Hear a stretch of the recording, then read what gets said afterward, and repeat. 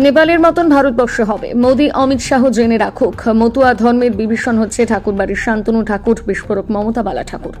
শুক্রবার চিচুড়া রবীন্দ্রনগর কালীতলা এলাকায় all India Matua মহাসংঘ হুগলি ডাকে SIR ও CA এর প্রতিবাদে সভা করে। সেই সভায় প্রধান বক্তা হিসেবে উপস্থিত ছিলেন রাজ্যসভার সাংসদ ও মতুয়া সম্প্রদায়ের সদস্য মমতা বালা ঠাকুর। এদিন তিনি সাংবাদিকদের মুখোমুখি হয়ে SIR প্রসঙ্গে কেন্দ্র সরকারকে আক্রমণ করে বলেন, কেন্দ্র সরকার একটার পর একটা আইন করে কিভাবে মতুয়া সম্প্রদায়ের মানুষকে গোলামে পরিণত করতে চাইছে। এতে সবথেকে বেশি ক্ষতিগ্রস্ত হবে মতুয়া সম্প্রদায়ের মানুষ। মতুয়া সম্প্রদায়ের আইডিওলজি বিজেপি RS এর সাথে মেলে না। আইনের মাধ্যম নিয়ে এরা ধ্বংস করতে চাইছে একটা ভয়াবহ পরিস্থিতি। এর বিরুদ্ধে অল ইন্ডিয়া মতুয়া মহাসংঘ লড়াই করে এসেছে। 2003 যে কালা আইন তৈরি হয়েছিল অটল বিহারী বাজপেয়ী যখন প্রধানমন্ত্রী, তখন ঠাকুরবাড়িতে 2004 সালে অনশনে বসেছিলেন বর্মা বীণাপাণি ঠাকুরের নেতৃত্বে এবং আমার স্বামীর নেতৃত্বে। আমার শ্বশুর মশাইয়ের প্রথম থেকে লড়াই ছিল, যখন দেশ ভাগ হয় তখন থেকে তার লড়াই ছিল উদ্বাস্তুদের নিয়ে। তাদের কাজকে আমি এগিয়ে নিয়ে যাব, আমার জীবন থাকতে এই লড়াই চলবে। বিভিন্ন বিধানসভায় আমরা এর প্রতিবাদ জানাচ্ছি। এরপর লোকসভা এবং 19 অক্টোবর বর্মার জন্ম উৎসবে রাত 12টার পর তখন আমরা ঘোষণা করব কলকাতার বুকে আমরা কবে বৃহত্তর আন্দোলনে নামব, প্রয়োজনে আমরা দিল্লি যাব। আপনাদের পরিবারের ছেলে শান্তনু ঠাকুর তিনি চাইছেন SIR হোক। সে প্রসঙ্গে মমতা বালা কি বললেন আপনাদের সামনে তুলে ধরছি।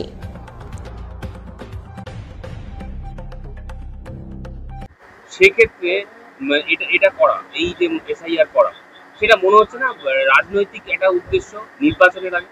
এটা 100বারই, এটা তো সাধারণ মানুষও বোঝে। এতদিন কেন করেনি, এখন কেন করছে? 26-এ তার মাত্র কয়েক মাস আছে ভোটের, তাহলে এতদিন করেনি, এখন করছে। বিহারে এখন করলো, বিহারে ভোট, ওরা ভাবছে এটা করে আমরা ভোটারদের কেটে দিয়ে আমরা ভোটে জিতবো। মানুষ এটা বুঝছে। আমি ভারতবর্ষের বিভিন্ন জায়গায় গেছি, মাননীয় মুখ্যমন্ত্রী মমতা বন্দ্যোপাধ্যায় আমাকে পাঠিয়েছে। সাধারণ মানুষের মতুয়াদের যে যন্ত্রণা, তাদের নিয়ে যেখানে যেখানে বিজেপি সরকার তাদের যেভাবে অত্যাচার করছে, উলঙ্গ করে, আপনারা পুরুষ মানুষ পারে কোনো স্বাধীন দেশে তাকে হিন্দু না মুসলমান তাকে উলঙ্গ করে দেখাতে হচ্ছে তার প্রসঙ্গ। এ কোন দেশ, কোন স্বাধীন দেশে আমরা বাস করছি? ইংরেজকে তাড়িয়েছি, কিন্তু তার থেকে তো বড় তো এখন আমরা পরাধীন এই দেশে। তাহলে বিজেপি সেকে গোলাম তৈরি করবে আমাদের। আমরা কি খাবো সেটা নিয়ে তারা বলবে, আমরা কি ভাষা বলবো, বাংলা ভাষা বললেই তাদের অ্যারেস্ট হচ্ছে বাংলাদেশি। তাহলে কি পড়বো সেটা গুজরাটের বিষয় বলবে নাকি আমাদের?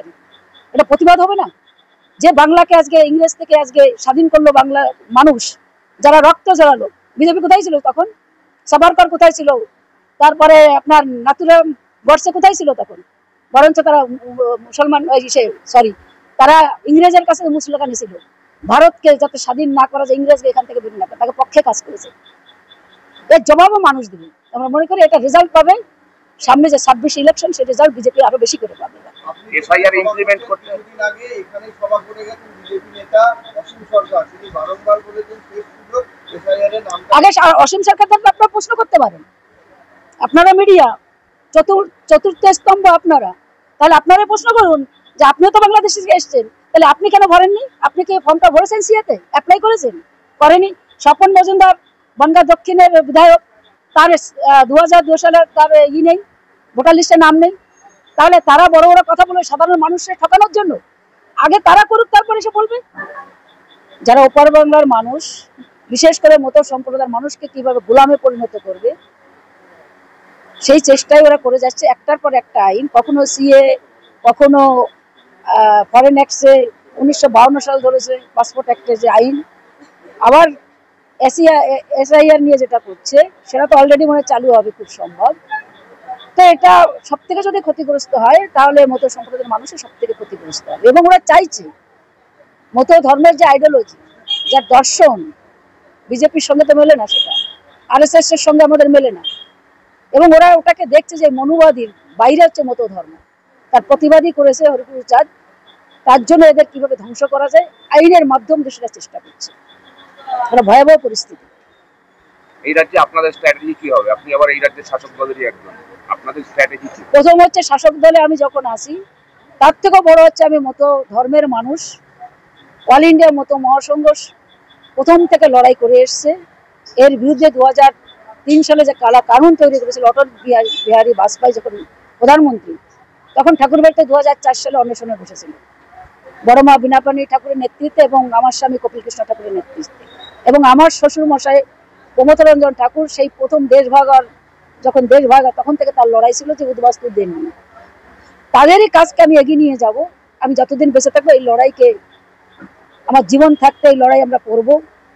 আমরা বিভিন্ন জায়গা আমাদের শুরু হয়ে গেছে, বিভিন্ন বিধানসভায় আমরা এর বিরুদ্ধে আচরণ করছি, প্রতিবাদ করছি, এবং এরপর লোকসভা থেকে শুরু হবে আমাদের আগামী বড় মার জন্ম উৎসবে 19 অক্টোবর রাত 12টার পরে আমাদের বীণাপাণি ঠাকুরের জন্মোৎসব আমরা ঘোষণা করব যে কলকাতার বুকে আমরা কবে বৃহত্তর আকারে আন্দোলন করব। পরবর্তী দরকার হলে আমরা দিল্লিতেও যাব। সেখানে আপনাদেরই পরিবারের বংশোচ্ছেদের শান্তনু ঠাকুর তিনি চাইছেন এসআইআর। বংশে অনেকে ভালো মন্দ নিয়ে জগৎ, বংশে যদি কুলঙ্গার জন্ম নেয়, এই জাতিকে ধ্বংস করার জন্য কাউকে যদি প্রয়োজন হয় সেটা শান্তনু ঠাকুরকে নিয়েছে। রাবণকে মারতে পারত না রাম যদি বিভীষণকে টেনে না নিত। মত ধর্মের বিভীষণ আছে ঠাকুর বাড়ির শান্তনু ঠাকুর, তাকে নিয়ে এই ধ্বংসলীলা শুরু করেছে আরএসএস এবং বিজেপি। তার জবাবটা মতরাই দেবে। মতুয়ারা ফর্ম ফিল আপ করবে, আপনারা কি বলবেন? কোনো ফর্ম ফিল আপ করবে না, করেই নাই। জোর করে একজনকে করিয়েছে বাগদায়। আপনারা হয়তো এটা জানতে পেরেছেন, বিজেপি করেছে, তার ছেলে জানেই না, উকিল সে আমার কাছে এসেছিল সেদিন, বললো আমার বাবা কিছুই জানে না, আমাকে জানায়নি, তাকে ভুলভাল বুঝিয়ে করেছে, তার সব ডকুমেন্টস তুলে নিয়েছে। সে এখন মৃত্যুর মুখে লড়াই করছে, তার খাওয়া ঘুম বন্ধ, যে কিভাবে এই দেশে টিকে থাকবে। বিজেপি বিভিন্নভাবে যারা বিজেপি করে তারা চলে বলে কৌশলে দেখছে যে সিএতে তারা অ্যাপ্লাই করেনি। তারা বিল পাস করার পরে ভেবেছিল যে লক্ষ লক্ষ কোটি কোটি লোক এখানে মানে ভরবে ফর্ম, কিন্তু করেনি বলে তারা আবার ঘুরিয়ে সেটাকে এখন আবার হিন্দু কার্ড করা শুরু করছে। আমি মতদের বলবো যে এখানে তো 4-5টা ধর্মের কথা উল্লেখ করেছে সিএতে অ্যাপ্লাই করতে গেলে, তো সেখানে মত ধর্মের তো কোনো উল্লেখই নাই। তাহলে আপনারা কোন পর্যায়ে থাকেন? খ্রিস্টান আছে, মুসলমান আছে, জৈন আছে, শিখ আছে, এরকম অনেকগুলো ধর্মের কথা বলেছে। মুসলিম নেই, কিন্তু মতুয়া তো নাই। তাহলে মতদের কোন পর্যায়ে পড়বে? তাহলে তাদের বোঝা উচিত যে আর কতদিন তারা ঘুমিয়ে থাকবে, কতদিন তারা আজকে সেই মানুষের কথা, আজকে গলা ফাটছে, মানিক ফকির বাড়ছে, আমরা করছি, একটু সুশান্ত, প্রচুর লোক। আমাদের এই লোকগুলোর বাঁচানোর জন্য তো আমরা লড়াই করছি। তাদের তো বোঝা উচিত, তারা বুঝবে, এখন বুঝছে, কেন বুঝছে বলেই আজকে তারা সিএতে অ্যাপ্লাই করেনি। সেটাকে ওরা ঘুরিয়ে এখন আবার এসআইআর করছে, তার সঙ্গে দিচ্ছে আবার হিন্দু কার্ড, যেটা মত ধর্মের বিরুদ্ধে। মতরা হিন্দু নয়, হিন্দু কোনো ধর্ম নয়। মোহন ভাগবত নিজেই বলছে যে হিন্দু কোনো ধর্ম নাই, সেখানে হিন্দু কার্ড কি করে দেয়? আমি জানি না কোন ভারতবর্ষ কোথায় বাস করছে, কোন স্বাধীন দেশে, যে আজকে সেন্ট্রালে যারা মিনিস্টার, বিজেপি সরকার, তাদের যারা বিজেপি মিনিস্টাররা, তারা আজকে তার বাড়িতে আজকে ক্যাম্প খুলে কিভাবে দেয়? তার একটা হিউজ পরিমাণে টাকা তারা নিচ্ছে, প্রতিদিন লক্ষ লক্ষ টাকা কামাই হচ্ছে। তাহলে সেই টাকাটা কোথায় যাচ্ছে? তার হিসাবটা কোথায়? তার মানে নরেন্দ্র মোদী, অমিত শাহ সেটা রাস্তা খুলে দিয়েছে টাকা কামানোর জন্য, সেখানে তাদের কাছে যাচ্ছে এই টাকা। আর যদি না যেত তাহলে সেটা প্রতিবাদ করতে বন্ধ করতো, এটা বন্ধ করছে না। তারাও চাইছে যে এইভাবে মত ধর্মের লোকগুলো মানুষ মারা যায়, তারা গোলামে পরিণত। একটা আপনার যদি একটা আইডি প্রুফ না থাকে তাহলে আপনার কি হবে? ডিটেনশন ক্যাম্প তৈরি হয়ে গেছে। তার মানে কি? আপনার তো 1 তারিখ থেকে মানে খুব সম্ভব শুরু হচ্ছে এসআইআর। তার মানে 2002 সাল ধরেছে, ভোটের চেয়ে কয়েক কোটি লোক তারা আজকে ভোটের হিসাব থেকে তারা নির্বাচন কমিশন যেটা করেছে বিভিন্নভাবে মানে ভাব পাচ্ছে আমাদের মৃত্যুর মুখে ঠেলে দেওয়ার জন্য। সেটাকে নিয়ে আমরা প্রতিবাদ করছি এবং করব। যে রাজনৈতিক দলের